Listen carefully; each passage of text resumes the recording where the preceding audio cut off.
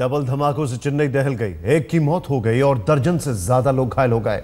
लेकिन क्या यह साजिश सिर्फ चेन्नई को दहलाने की थी या फिर इन डबल धमाकों के पीछे कोई डबल साजिश है? ध्यान से देखें इस रिपोर्ट में।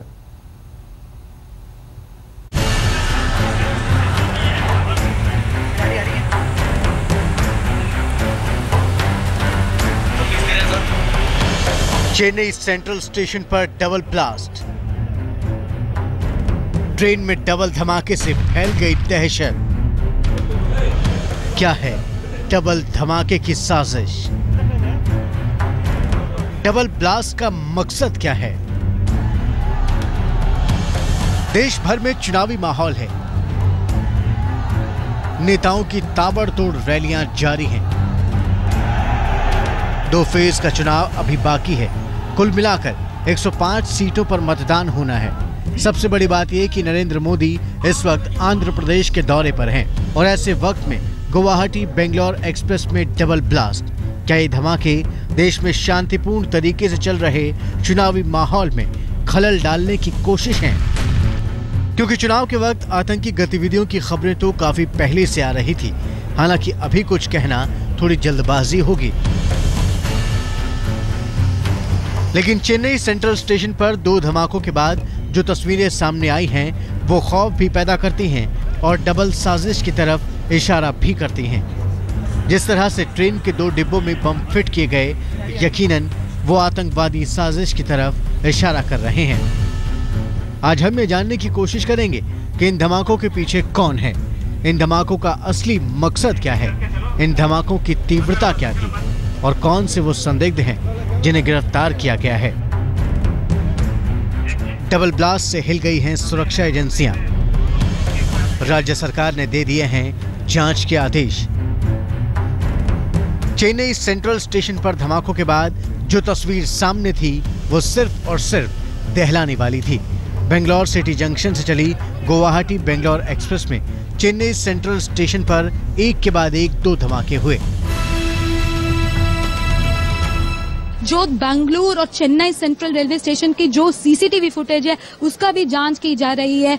इसके अलावा अभी दो शख्स है जिसको इंटरोगेट कर रहे हैं पुलिस और जानकारी पाने के लिए कि ये वो क्या कर रहे थे। एक शख्स तो ट्रेन के अंदर था और दूसरे को एयरपोर्ट में पकड़ा गया था।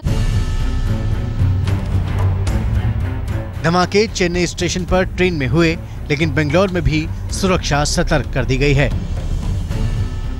We usually have multi-layered security. Today, on the backdrop of today morning's incident, we have upgraded the same. It is multi-layered, and we brought in anti-sabotage check teams, bomb defusing teams, and we have posted armed guards. We have increased mufti policemen, and we are checking almost all the passengers. सूत्रों के मुताबिक तमिलनाडु में हुए double धमाकों के बाद आंध्र प्रदेश के दौरे पर नरेंद्र मोदी की सुरक्षा बढ़ा दी गई है। ये सब हमारे पोजीशन जो पहले से रहा वो साबित हो रही है कि थ्रेट कंटिन्यू अभी भी लगातार कंटिन्यू होते आ रही है। इसीलिए अभी भी चुनाव खत्म होने तक उसके बाद में भी ध्यान रखना चाहिए कि भारत विरोधी शक्तियों ऐसे करने में उनका रोकना चाहिए और प्रिवेंट करने के लिए हर कदम उठाना चाहिए। धमाकों की असली वजह का तो अभी तक पता नहीं चल पाया है। इस मामले में गृह मंत्रालय भी तमिलनाडु पुलिस के संपर्क में है। जल्द से जल्द डबल धमाकों के मॉड्यूल का पता लगाने की कोशिशें जारी हैं।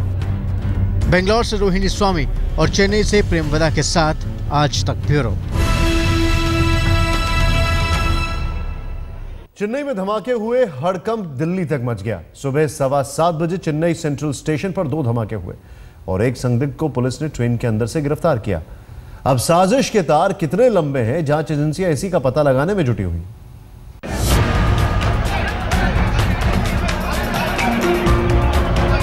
ट्रेन में डबल धमाकों के बाद पुलिस ने स्टेशन के चप्पे चप्पे से लेकर ट्रेन का कोना कोना खंगाल डाला।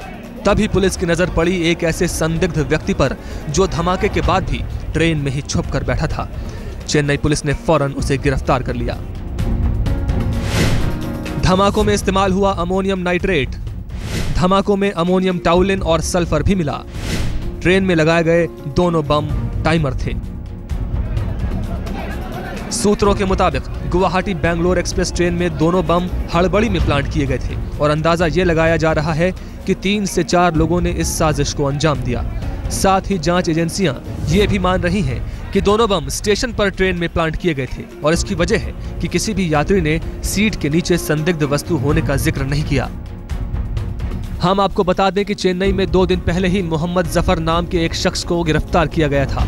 सुरक्षा एजेंसियों को इसके ISI एजेंट होने का शक है। सूत्रों के मुताबिक जफर पाकिस्तान से पहले श्रीलंका गया था और फिर वापसी में चेन्नई आ गया। हम आपको ये भी बता दें कि अभी तक चेन्नई डबल ब्लास्ट को आतंकवादी घटना होने से इनकार नहीं किया गया है। चेन्नई डबल धमाके में अमोनियम नाइट्रेट, अमोनियम टाउलिन और सल्फर का इस्तेमाल हुआ था। एक दिन पहले चेन्नई में एक संदिग्ध का गिरफ्तार हुआ था और अब ये धमाके। इसका मतलब क्या निकाला जाए? जांच अभी भी जारी है। तमिलनाडु सरकार ने डबल ब्लास्ट की जांच SIT और CBCID को सौंप दी है। ट्रेन में हुए दोनों ही धमाके कम तीव्रता के थे।